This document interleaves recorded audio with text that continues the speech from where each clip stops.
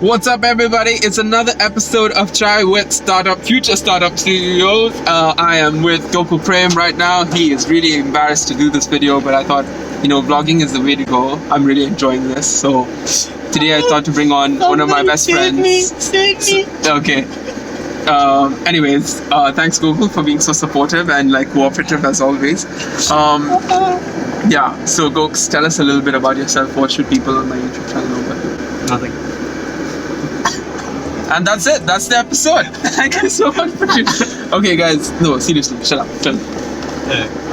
So I'm currently completing my master's from Imperial. Man, this is the usual boring shit. What else was it? He lifts. I do lift. I do like lifting, but not because of the ego lifting thing where oh yeah, boys go to gym, all that kind of shit. Not really like that, but it is one thing that I like doing simply because it helps me stay level-headed. Yeah. So I feel like gym is honestly because I'm not pursuing the summer or whatever summer body hot goal. Girl summer. Yeah, hot girl. I'm not pursuing that because I know I can't achieve that. Because I just eat a lot of food. Yeah. So, I eat a lot of food, so for me, I don't think that's realistically possible to get abs or whatever. I just like staying fit and lifting heavy because I like that kind of shit. What else? What else? Yeah, but I guess sort of context as well. I mean, it's boring, but we went to LSE together. Oh yeah. Let me tell you about how we first met. Actually, that's the best. My favorite story to tell everyone that we meet. There was this sort of alumni send-off type of event from Dubai. Right, it's not true. I feel like it's in his head. It is very true. Me and Drew, we went to the same high school, and we both were, at this event. And then we met this guy, super keen, smart kind of guy. And but then he was very a kiss ass, to put it simply. I wasn't. Okay, listen. He went to this guy. He's a director at HSBC. Okay. Exactly. I wanted a job. Yeah. He wanted a job straight out of school. That's the hustle, guys. That's when you start recruiting. Anyway, I'll take your idea. Go on. But he was basically can you please tell me what your thoughts are around blockchain? This is 2017 when I didn't give a shit about crypto. See, my man was ahead of his time. Yeah. You were ahead of our time. But then what did you know about blockchain at the time, and what do you know now? I guess. What do you know now? Yeah. I'm serious. I'm not kidding. This can become a segue. Why are you messing with it? Okay, fine. In terms of crypto, we did in Imperial, we did do a project on this platform. Yeah. Okay. Go. Yeah. Tell us more. We did do this crypto thing with a project on cryptocurrency where it's this again a DeFi platform with they're built on or they're using DuckDAO. It's called DuckDAO. They're using they're using the platform for their initial coin offering, whatever. Or I forgot what the term is. I think it's ICO. The company's called Totem5. So basically what Totem5 do is they basically are a platform where you essentially bet using Totem5 coins on whether a certain cryptocurrency is going up or not. Oh, nice. Okay, and you're risk free. You make zero losses. Okay. I don't know how I guess it's the option strategy. I remember reading the white paper, but I can't remember how it's risk free. It's a risk free investment where you can only make an upside. Pretty much. Gokul's Mr. CEO is getting a call. 1 second. I think you want to know. Okay, cool. 1 second. Yeah. So guys, we just got some porota. Yeah, not paratha. With chili chicken from this place called Gokul Tribe. No, it's tea time. Oh, the other Gokul Tribe. Oh, it's owned by the same group. Yeah. So, tell us about how you found, doing a master's and things like that. Because obviously I'm super against doing one, and because I'm pursuing entrepreneurship straight out of uni. Yeah. Why did you pursue a master's, and do you think it's helped? I think it's definitely helped in terms of. So I would say my master's degree has for sure given me more applicable skills in the workplace than my LSE degree.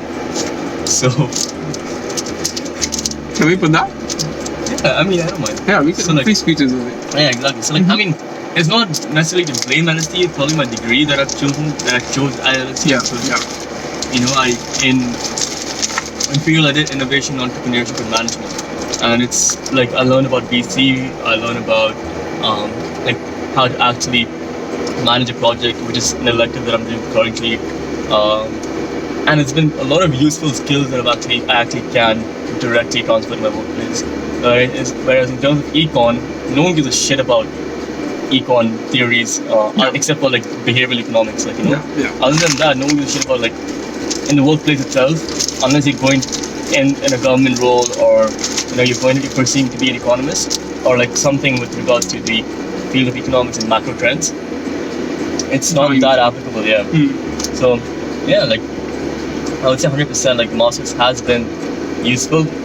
In terms of like money, it's very expensive. That's the only thing. Like it was an expensive masters to do, and I obviously wish that like I was there in person to leverage the whole program, the whole experience of the program as a master's student, like the whole networking part, attending events and all that kind of things. But fair enough. I mean, my personal take is that okay, for entrepreneurship, I think that there's a lot that you can possibly learn, but for me personally, I don't prefer to learn it in like the structured sort of environment. I'd much rather, and that too in an expensive environment, like you said, like the cost element is big, and I feel like when you're doing a degree and trying to build a company, that it's so hard, like to balance all of those things at the same time. Like you have to fully commit your time. I mean, you go up to an investor, go like, hey, I'm still doing my undergrad, can you please give me like a pre-seed investment? And it's going to be a hard sell. That's what I would say, and not everyone could do it. So I think to increase your chances of to see actually if like you've got something there with your startup, you got to really go all in and go in with the mindset that I guess you're not going to make money, but more so with the mindset that you're going to learn something new, and whatever it is that you learn and like whatever network you build, you're going to be able to leverage that into essentially let's say your startup fails, whatever it is, right? But you've spoken to so many different people across industries, across countries, because that's the world we live in now.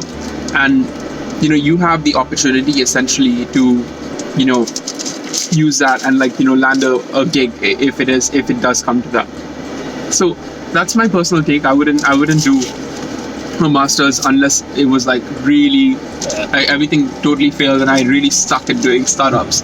No, which is possible. I don't know. Yeah, I mean, to be fair, a lot of my current peers in my cohort right now, they are doing masters to transition to a different industry, which they sucked at or which they didn't have that much passion for. So yeah, absolutely. So if it does come to that, I will do some sort of like an MBA or whatever. Like, but I'm not even thinking about that step right now because I don't really care for all of that. My focus is to sort of build Carpad out, and we'll sort of see where we go, right?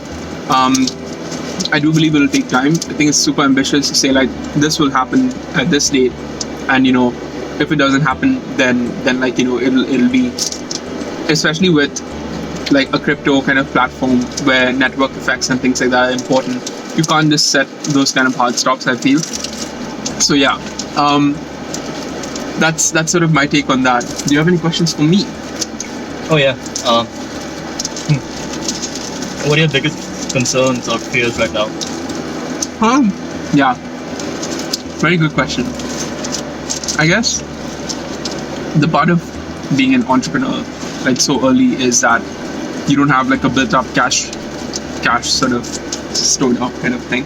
So that means that when I'm thinking about sort of one sec, Gokul's brother's calling. Yeah, what's up? Where are you? I'm out with Joel. What you're doing, bro? Shut up, Joel. I'm talking to you. Wait. How long will you take to come? I'll take a while. Why? What happened? Okay, leave. Try to pick up the line. See you, bro. Love you. Bye. I don't love you, Joel. Bye. Okay, that was Gokul's brother and he doesn't love me. Anyways, what was I talking about? Yeah, so I guess generally sort of being able to support myself is the biggest concern for me right now.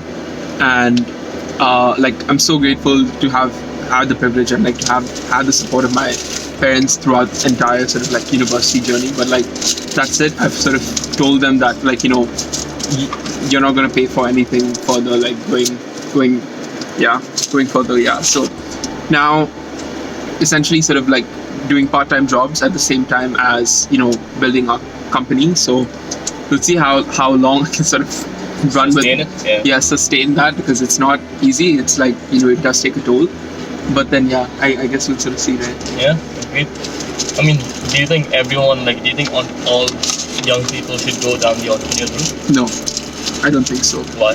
Because you have to be a certain kind of person, I think, especially if you're a CEO. You need to be willing to sort of reach out to people. You need to be willing to like build those relationships.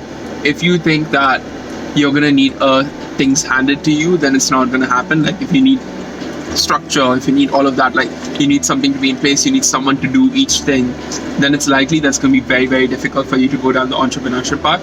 And frankly speaking, like I'm willing to learn the hard way, all these different things, but maybe that's not for you, and that's fine. You know what I mean? Like you want to know about certain industry, you want to know certain frameworks before going in. Like literally I called him up the other day. I was like, I had a problem like sizing this market kind of a thing, and I was just like, you know what, Gokul would know that, because like he's got some background with consulting and things like that, so he would definitely know. But I think relying on something like that, like your network essentially, to come through for you when you need it most, no matter in what respect it is, would be super. Yes, you would say like having a network would be one of the biggest resources as an entrepreneur. Yeah, and I've been building it for the past like several years. He has. Oh yeah, talking about like the story that I wanted to say, like so like how he said like in our first time of meeting, I was kissing guys, the HSBC guys ass. But like the next time I met Joel was we were having pizza, I think at Pizza Express maybe, I don't know. Yeah, Pizza Express, and at this point like it's the first chair, so like I'm like hearing all about like spring weeks and spring internships, and like I have no clue what the fuck what it is. Like I have no clue what spring weeks are. I don't know what to get into, what field I'm gonna do. I have zero clue. Like everyone around me, they're like, yeah, dude, I'm gonna do IB. I'm like, what the hell is IB? And then I meet this fucker, and then he goes like, yeah, dude, I've applied to like there's so many places, dude. Like oh yeah, I'm just waiting to hear back from this guy. I'm like, what? Like, how many places have you applied to? I was like, yeah, bro, just 20, 30. I was like, nice. I'm just sitting over here with fucking no applications in it. Yeah. And then, I mean, none of them banned out, if that makes you feel better. But then, I do think, like, if you're on the sort of employment track in uni, then you definitely need to be, it's like a numbers game. Yeah, it is numbers game. Yeah. And I would say, like, like, for me, like, I had no clue about what to do in my first year. And I still wish that, and I think that's still one of the things that I wish I did differently, which is apply for spring weeks. I didn't apply for any spring weeks because I didn't know what to put in my CV. Do you think that would have helped you significantly? Maybe. At least I wouldn't. I guess I would never know. Yeah. Fair enough. But if I applied and I didn't get it, then at least I know. They can't see the chai, but I don't want to tip it. Please don't, man. I'll tip you out of the car. Cool. So no chai. But yeah, no, that makes sense. I think if you're a sort of first to third year kind of student, focus, like it's really hard, especially for, I would say, international students, I feel, to get a role as because it's just already competitive, and like if they can source the talent like locally, why would they hire you internationally? And the thing with London, I realized that like, see, in the US you have multiple offices. You have New York, you have San Francisco, whatever. You have multiple offices that you could get into. Like, for example, for consulting, you have multiple offices you could get into and make it work out, and all of these are good offices. In the UK, you have primarily one office, and that's London, and everyone wants to get into London. Even people from outside of the UK and Europe are applying to get into London.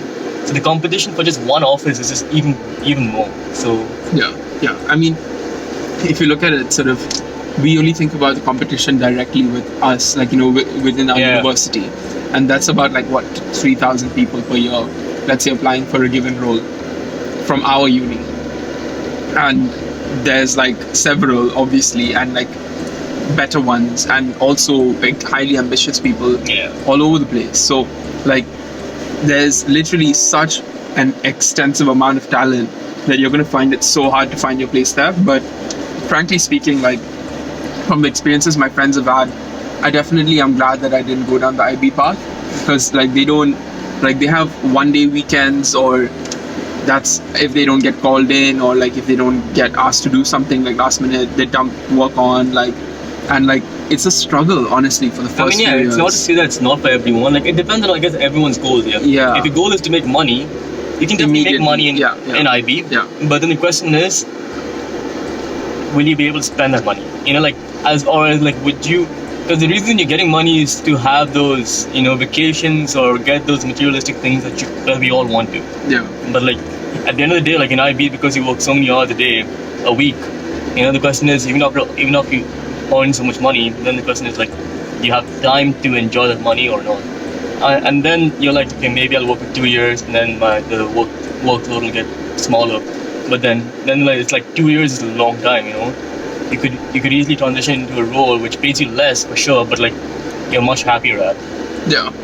So I guess it's all about like what your priorities are. If your priority is just to make money and like just store it up in the bank account, yeah. But it's like literally, killing yourself for 5 years essentially, and like for someone else's dream. That's the way I see it. And like, immediately if you want to make like 4.5k, 5k per month, great, do IB. You literally. Also, but like I'm guessing like people also do it because they want to stay in IB and then they transition into another. PE, like private equity and stuff like that, venture capital. People use it. You can still do that. Yeah, these days people do use consulting and IB as like sort of an entry point, and then after that they just exit off into like whatever different career paths that you can think of. I think that's what it should be. I don't think anyone should stay long term unless they don't have. I guess each one to their own, but yeah. I personally wouldn't stay long term in any of these firms because I'm just using these places as platforms and as places to, I guess, grow from. So like, just to learn as to how it is to work under someone before I want to lead someone else. I guess that is my idea. I think bosses are such a big deal, right? Like, as in, they can literally make or break your future. And hopefully, like, you're learning from someone who's like a good leader, and then you can implement those practices to your own startup. So yeah, we finished our food, so that means we're out of time. Thank you so much, guys, for watching. Stay tuned. We're gonna call this, what do you want to call it? You want to call it like Circle of Trust? Chai with friends? Chai with everybody? Or you can just call it tea time. Tea time! Yeah. Cool. Alright. See you guys in the next one.